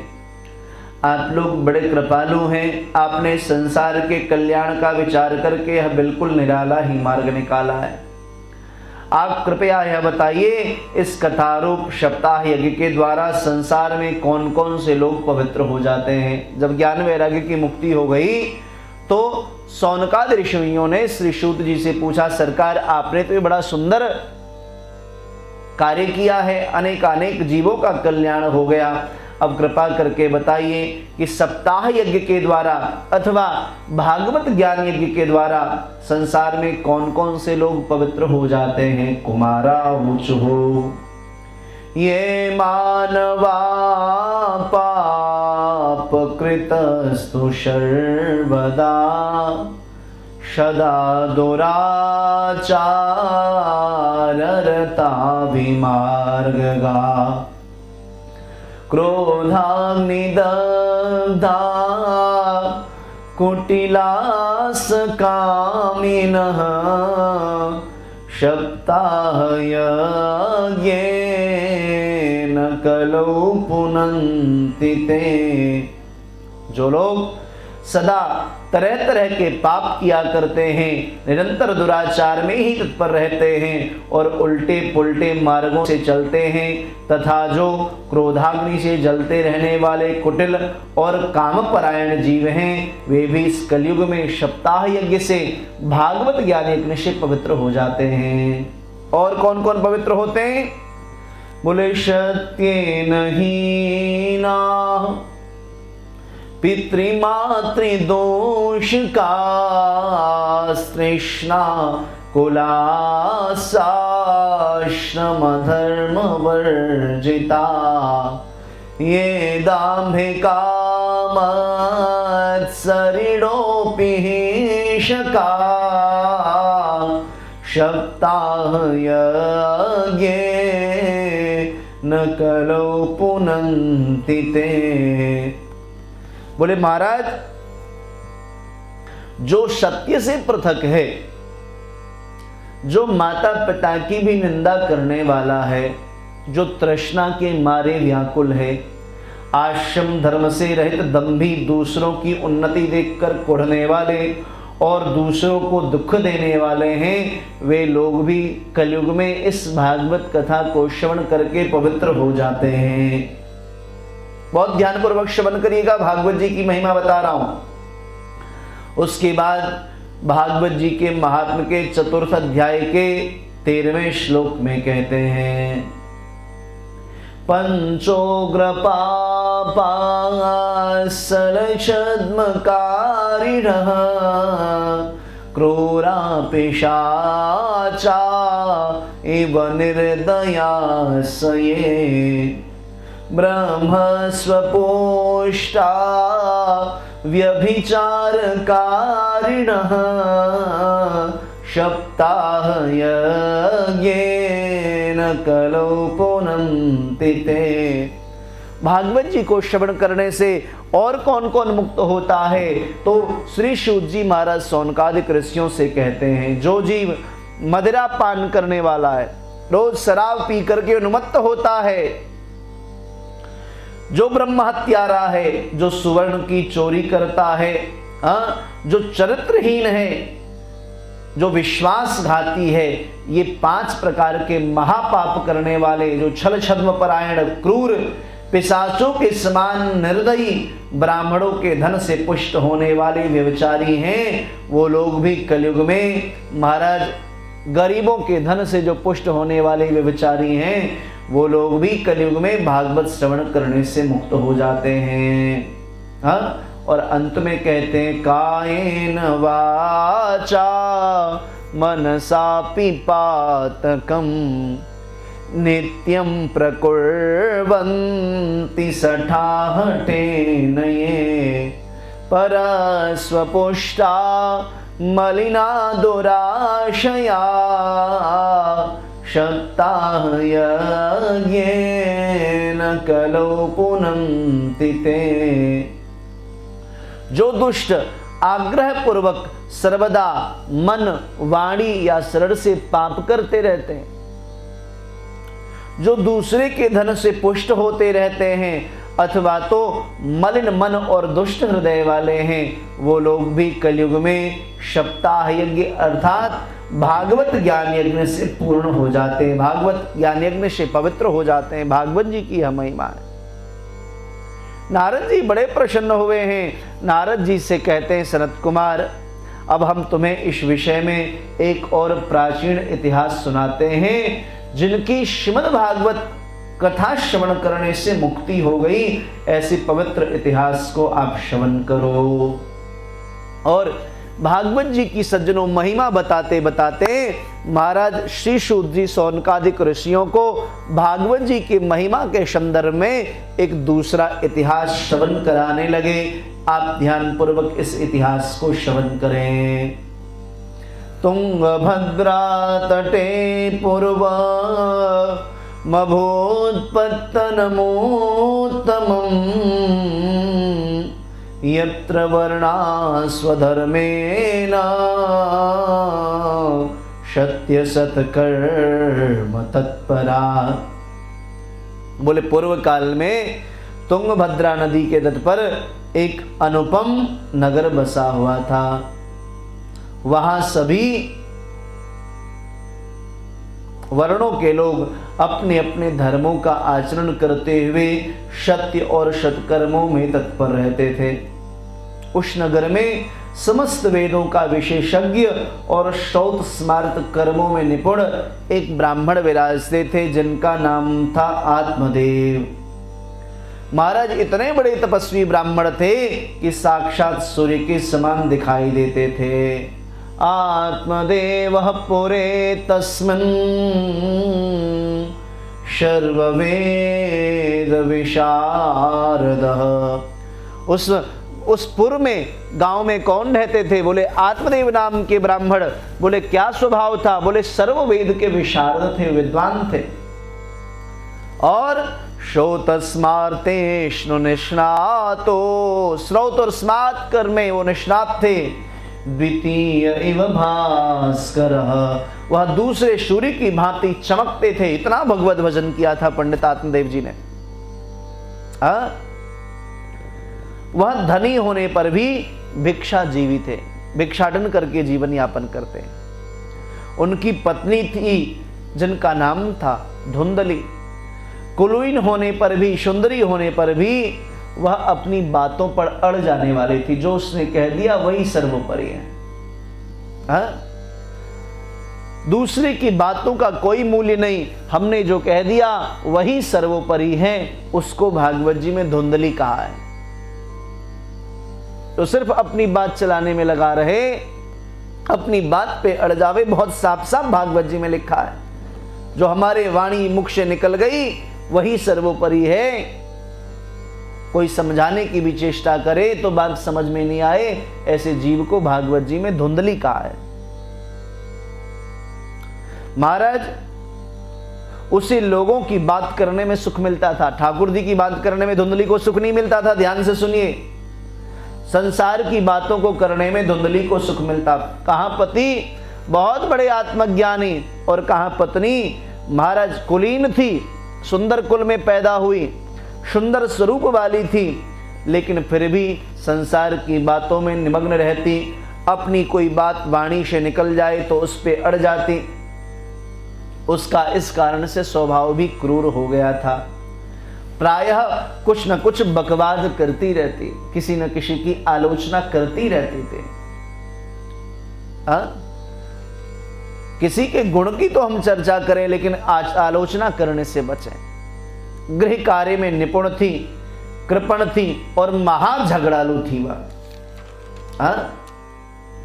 इस प्रकार ब्राह्मण दंपति प्रेम से अपने घर में रहते और विहार किया करते थे। उनके पास अर्थ और भोग विलास की बहुत सामग्री थी, घर द्वार भी सुंदर थे, परंतु उससे उन्हें सुख नहीं था। घर में सब कुछ तो था, लेकिन वह सुखी नहीं थे, क्योंकि घर की गृहिणी कौन थी? बोले जो दिन रात चुगली करे, इधर उधर की बातें करे, भगवत भजन से विमुख हो, संसार की बातें करना ही उसका उद्देश्य। जिस गृहिणी का यह स्वभाव हो जाए तो महाराज उस परिवार में सब कुछ होते हुए भी वह परिवार अशांत हो जाता है। भागवत जी कह रहे हैं, एकदम मूल पाठ देख देख करके आप सबको सुना रहा हूं, माताओं सुन लो, आप भी सुनो और अपने परिवार के अन्य युवतियों को भी इन बातों को सुनाओ। घर में अशांति का कारण क्या है? महाराज सब अर्थ भोग विलास की सामग्री थी उनके पास, लेकिन फिर भी शांति नहीं थी घर में। परिणाम बोले अवस्था बहुत ढल गई, लेकिन संतान भी प्राप्त नहीं हुआ। तरह तरह के पुण्य कर्म आरंभ किए, दीन दुखियों को गौ पृथ्वी सुवर्ण वस्त्र को वस्त्रादि दान करने लगे। धर्म मार्ग में उन्होंने अपना आधा धन समाप्त कर दिया, तो भी उन्हें पुत्र अथवा पुत्री की प्राप्ति न हो सके। ब्राह्मण बहुत चिंतातुर रहने लगे। एक दिन वह ब्राह्मण देवता बहुत दुखी होकर घर से निकलकर वन को चल दिए। एक तालाब पर आकर के बैठ गए। संतान के अभाव के दुख ने उसके शरीर को बहुत सुखा दिया था। जिस घर में संतान न हो वह घर जो है वह श्मशान के समान दिखाई देता है। जिस घर में बच्चों की किलकारी न गूंजे वह घर श्मशान के समान दिखाई पड़ता है। महाराज तालाब पर बैठ गए, चिंतन करने लगे। इतना भजन किया, इतना जप किया, संध्यादिक कर्म किए, मुख पर तेज है, ललाट पर तेज है, लेकिन फिर भी मन अशांत, क्योंकि गृहिणी जो है वह धुंधली है, इसलिए संतान की प्राप्ति नहीं हुई। क्या करूं? वह सोच ही रहे थे कि उसी समय एक सन्यासी आ गए। एक संत का शुभागमन हुआ। संत आए और संत ने आकर के पूछा, कथम रोदिषि विप्रत्वं काते चिंता बलीयसी वदत्वं सत्वरं मह्यं स्वस्य दुःखस्य कारणम्। महाराज भगवत भजन करने वाला व्यक्ति कितनी भी विषम परिस्थिति में क्यों न पड़ जाए, ठाकुर जी किसी न किसी माध्यम से उसके कष्ट की निवृत्ति करने का प्रयास जरूर करते हैं। सन्यासी संत ने कहा, हे ब्राह्मण देवता, आप क्यों उदास हो? आपका मुख मलिन है, शरीर सूख गया है, मुखमंडल से ब्रह्म तेज झलक रहा है। ऐसी तुम्हारी क्या चिंता है? आपके दुख का कारण बताओ। ब्राह्मण देवता बोले, धिग्जीवितं प्रजाहीनं धिगृहं च प्रजां विना धिग्धनं चानपत्यस्य धिक्कुलं संततिं विना। सरकार, मैं भगवान के द्वारा दिया गया सारी वस्तु मेरे जीवन में, लेकिन संतान के लिए, संतान न होने के कारण मैं इतना दुखी हो गया हूं। मुझे सब सोना ही सोना दिखाई देता है। मैं प्राण त्यागने के लिए आज यहां पर आया हूं।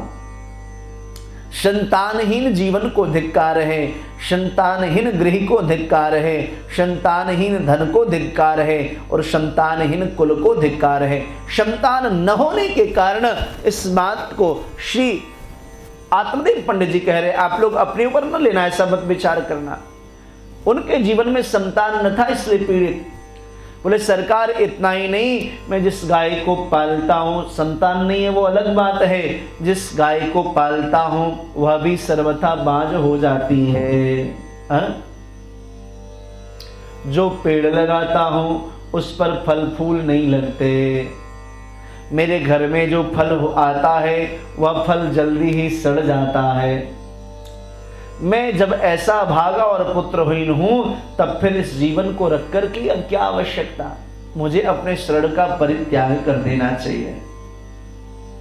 यह कहकर पंडित आत्मदेव जी बहुत व्यथित हुए और संत भगवान के चरणों में बैठ करके फूट फूट के रोने लगे। तब उन यतिवर ने करुणा भरे हृदय से कहा, योगनिष्ठ थे, ललाट की रेखाओं को देखने में पारंगत थे, ब्राह्मण देवता के ललाट को देखा है और देख करके बहुत विस्तार पूर्वक कहने लगे, बहुत सुंदर भाव से समझाया। संत भगवान ने पंडित आत्मदेव जी को समझाना प्रारंभ किया है। यतिरुवाच मुंचा ज्ञानम प्रजारूपम बलिष्ठा कर्मणो गति विवेकम तो समाशाद्य त्यज संसार वासनाम। हे ब्राह्मण देवता, इस प्रजा प्राप्ति का मोह त्याग दो, कर्म की गति अति बलवान है, विवेक का आश्रय लेकर के संसार की वासना का परित्याग कर दो। हे विप्रदेव, मैंने इस समय तुम्हारा प्रारब्ध देख करके निश्चय किया है। क्या निश्चय किया? बोले शृणु विप्रमया तेद्य प्रारब्धम तु विलोकितम सप्त जन्मा वधीतैव पुत्रो नैव च। हे विप्रदेवता, आपके ललाट की रेखाओं को मैंने देखा है और आपके प्रारब्ध को देख करके मैं यह भविष्यवाणी करता हूं कि एक जन्म की कौन कहे, सप्त जन्मावधि तैवम पुत्रो नैव च। सप्त जन्म पर्यंत आपको पुत्र रत्न की प्राप्ति नहीं हो सकती। पूर्व काल में राजा सगर एवं अंग को संतान के कारण दुख भोगना पड़ा था। ब्राह्मण, अब तुम कुटुंब की आशा छोड़ दो, संन्यास में 100 प्रकार का सुख है। पंडित जी ने कहा, सरकार फिर मेरे विवेक से मेरा क्या होगा? मुझे तो जैसे भी हो बलपूर्वक अथवा आपकी कृपा से, तपस्या से मुझे संतान ही चाहिए। बार बार उन्होंने कहना सज्जनों प्रारंभ किया। संत ने तरह तरह की बातें उनको समझाई कि संतान लेकर के क्या करोगे, इसके गुण और क्या लाभ है, क्या हानि है। लेकिन बात समझ में नहीं आई। संत भगवान प्रसन्न हुए, बोले आपकी यही इच्छा है तो महाराज अपने हाथ से झोली में से फल निकाला और फल निकाल करके महात्मा जी ने प्रदान कर दिया। पंडित जी को कहा, जाओ इसे पत्नी को खिला देना। जैसी पत्नी को यह फल खिलाओगे तो उनको पुत्र रत्न की प्राप्ति हो जाएगी। पंडित जी प्रसन्न हो गए और प्रसन्न होकर के बड़े भाव से कीर्तन करने लगे। गोविंद चले आओ, गोपाल चले आओ। गाइए, गोविंद चले आओ, गोपाल चले आओ, गोविंद चले आओ, गोपाल चले आओ। गाइए सब लोग अपने घरों में, गोविंद चले आओ, गोपाल चले आओ, गोविंद चले आओ, गोपाल चले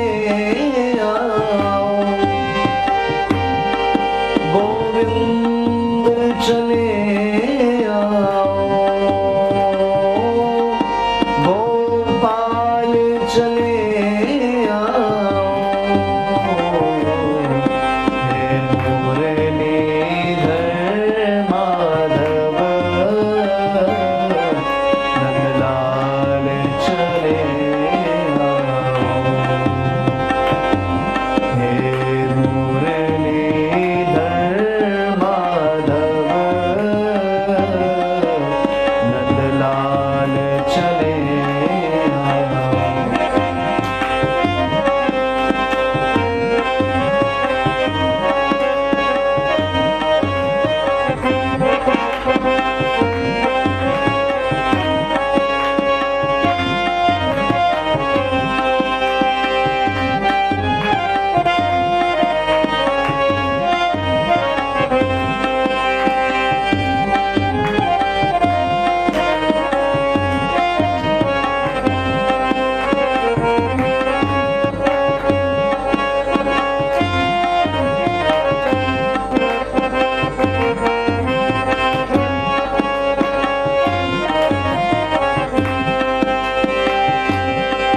गोविंद चले आओ, गोविंद चले आओ, गोपाल चले आओ, गोपाल चले। भाव से गाइए, गोविंद चले आओ, गोविंद,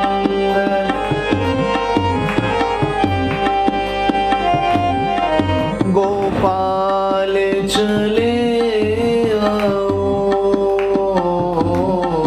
गोपाल चले आओ। दोनों भुजा उठा के बोलिए, गोविंद चले आओ, गोपाल चले आओ, हे मुरलीधर माधव नंदलाल चले आओ, हे मुरलीधर माधव नंदलाल चले आओ। बताओ कि पर्दे में कब तक छुपोगे, बताओ कि पर्दे में कब तक बताओ कि पर्दे में कब तक छुपोगे, बताओ कि पर्दे में कब तक। तुम्हें रुख से पर्दा हटाना पड़ेगा, तुम्हें रुख से पर्दा हटाना पड़ेगा। और प्यारे, यदि आज भी न आए तो फिर आएगा एक दिन, फिर आएगा एक दिन ऐसा जमाना, हम रूठेंगे तुमको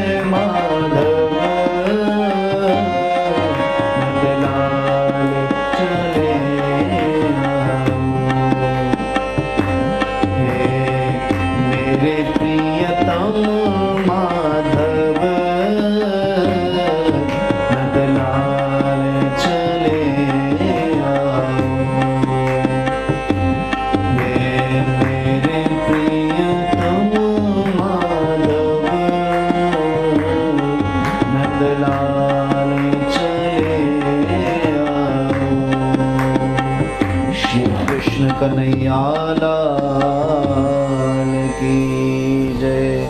जय जय श्री राधे श्याम। सज्जनों, पंडित जी फल लेकर के अपने घर को गए हैं। वाणी को मैं आज यहीं विश्राम करूं।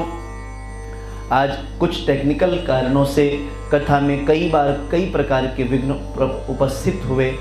प्रयास रहेगा कल से यह विघ्न न हो और कल ही हम श्रीमद् भागवत जी की कथा में प्रवेश करेंगे। एक बड़ी बात निवेदन कर दूं, मेरे जीवन में पहली बार 5 दिनों में यह 6 अध्याय की कथा महात्म्य की कल संपन्न होगी। सोचिए, भागवत जी की कथा होती तो 7 दिनों में पूरी कथा हो जाती है और यहाँ 5 दिन में महात्म्य की कथा कल संपन्न होगी और कल ही हम लोग श्रीमद् भागवत जी में प्रवेश करेंगे। तो जो लोग अब तक कल्पवास के सुख से वंचित रह गए हैं, मैं उन सब से आग्रह और आह्वान करूं, भैया यह जीवन निरर्थक चला जा रहा है। हाँ, यश कीर्ति वैभव के चक्कर में दिन रात हम गधे की भांति लगे रहते हैं, लेकिन हाथ क्या आता है। हमारे पूर्वजों ने हमारे लिए इतना धन संग्रह किया, आज वो चले गए। हाँ, कभी बताने आते हैं कि हम कहाँ हैं, कैसे। हाँ, भगवान राम चले गए, भगवान कृष्ण चले गए, ये बात फलारी बाबा कहते हैं। सब चले गए, एक दिन हम भी चले जाएंगे, सब कुछ नष्ट हो जाएगा। इसलिए ये समय बहुत कीमती है, इसको सफल बना लीजिए। भगवान ने यह अवसर दिया है कार्तिक कल्पवास करने का। अपने घरों में बैठ करके कोरोना काल में आप इसका लाभ लें, आनंद लें। जो लोग अभी तक नहीं जुड़ सके हैं, कल से भागवत जी की कथा प्रारंभ होगी। हम लोग कल से प्रथम स्कंद में प्रवेश करेंगे। तो जो लोग अब तक भागवत जी के से नहीं जुड़ सके हैं, उन सबको प्रेरित करिए। 25 दिन की तो बात है, ऐसा मत सोचिए ब्रह्म मुहूर्त में जग के स्नान आदि करने से आप अस्वस्थ हो जाएंगे। भैया 1-2 दिन आपको लगेगा आप अस्वस्थ हो रहे हैं, लेकिन फिर अभ्यास में यह आ जाएगा। मैं तो सुबह सुबह टंकी के ठंडे पानी से स्नान करके तुरंत बैठता हूँ व्यासपीठ पे, टंकी के ठंडे पानी से।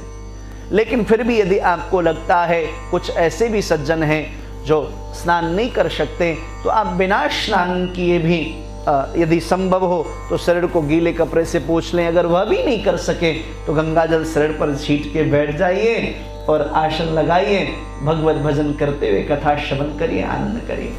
तो ये अनूठा अवसर न जाने जीवन में पुनश्च कब आवे।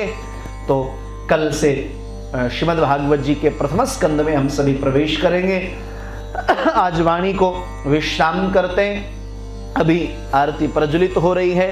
आप सब लोग अपने अपने घरों में, जो लोग आरती सजा के बैठे हैं वो आरती लेकर के खड़े हो जाएं श्री ठाकुर जी की आरती के लिए। और कल हमें मधुबाला सिन्हा जी ने मैसेज किया, बोले सरकार आज हमने 72 माला किया है और मुझे बहुत अच्छा लगा यह सुन करके। और मैं चाहता हूं हमारे श्रोताओं की जितनी ही संख्या हो, एक बार मालाओं की प्रतिस्पर्धा आपस में अब ये प्रारंभ होनी चाहिए। संसार में यश और कीर्ति पाने के लिए तो हमने प्रतिस्पर्धा बहुत कर ली। इस बार कार्तिक मास में आप सब लोग, मैं चाहता हूं कि माला करने की भी प्रतिस्पर्धा करें। जैसे वह मुझे सूचित कर रही हैं, परसों शायद कल 64 माला किया, परसों 64 माला किया था, पहले दिन 42 और कल जो है 72 माला किया। और मुझे लगता है आज भी दिन भर, और जरूरी नहीं 2 घंटे में ही माला करना है। लक्ष्य रखिए कि इन 1 महीने के अंदर 108 माला तक पहुंचा दें हम लोग। हाँ, तो 108 माला तक पहुंचाने का संकल्प लेकर के चलें तो मुझे बड़ी प्रसन्नता होगी। जो भागवत परिवार पटना का ग्रुप है और भी जहां जहां से लोग जुड़े हुए हैं, मैं प्रयास करता हूं सबके अलग अलग ग्रुप बना दिए जाएं, तो सब लोग मुझे उस ग्रुप में ही सूचित कर दें। और खूब आनंद के साथ आज 4 दिवस कार्तिक मास का संपन्न हुआ, थोड़े दिन शेष रह गए हैं। खूब आनंद के साथ हम सब लोग कार्तिक कल्पवास का घर बैठे आनंद लें। कार्तिक महात्म्य का, श्रीमद् भागवत जी की कथा का आश्रय लेकर के अपने जीवन को कृतार्थ करें। इसी के साथ मैं वाणी को विराम करूं, उससे पहले सब लोग खड़े हो जाएं आरती के लिए। हरि ओम ज्वाला मालिन्यै नमः। शंख कहाँ है बेटा? शंख नहीं बजा रहे 2-3 दिन से हम। देखो यहीं रखा था।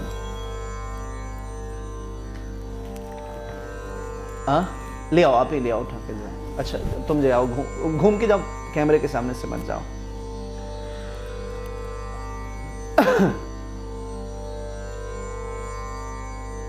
हरि ओम ज्वाला मालिन्यै नमः, रत्नेश्वर्यै नमः। सर्वोपचारार्थे गन्धाक्षतपुष्पाणि समर्पयामि। इदग्गुं हविः प्रजननं मे अस्तु दशवीरग्गुं जलाओ।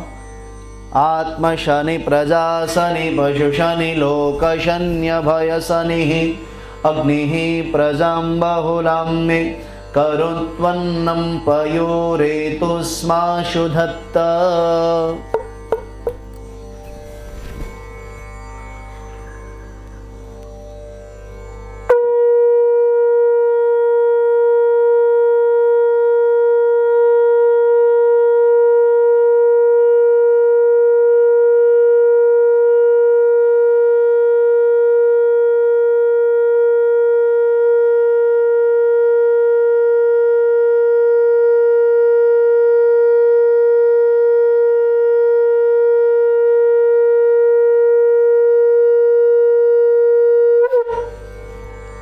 घंटी बजाओ।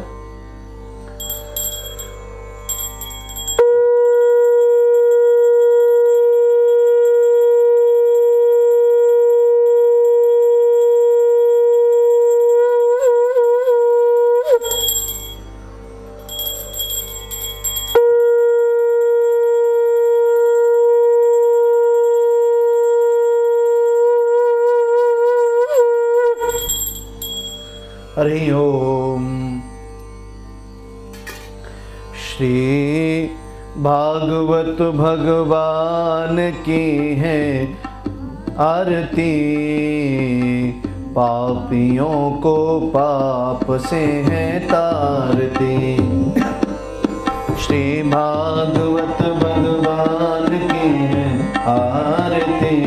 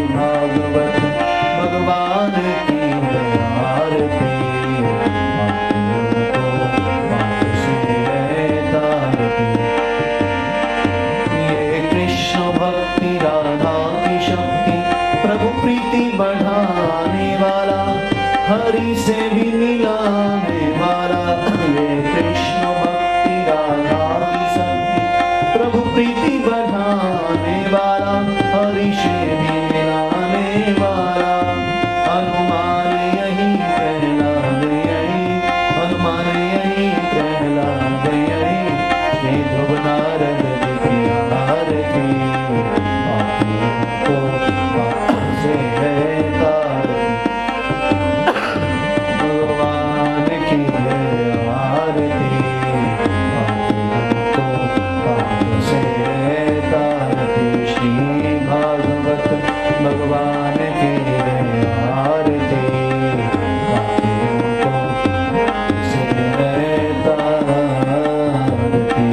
हरि ओम जय शीतलीकरणम पुष्पै देवाय वंदनम आरोग्यार्थे शिवात्माय वंदनम द्यौः शान्तिरन्तरिक्षगुं शान्तिः पृथिवी शान्तिरापः शान्तिरुदयः शान्तिः वनस्पतयः शान्तिर्विश्वे देवाः शान्तिर्ब्रह्म शान्तिः सर्वगुं शान्तिः शान्तिरेव शान्तिः सा मा शान्तिरेधि हरि ओम हस्तौ वक्षपुष्पाणि गृहीत्वा मङ्गलमन्त्राणि पठेयुः पुष्पाञ्जलिं प्रारभ्यते सेवन्ते कावकुलजं भगपाटलाब्जे पुन्नागजाति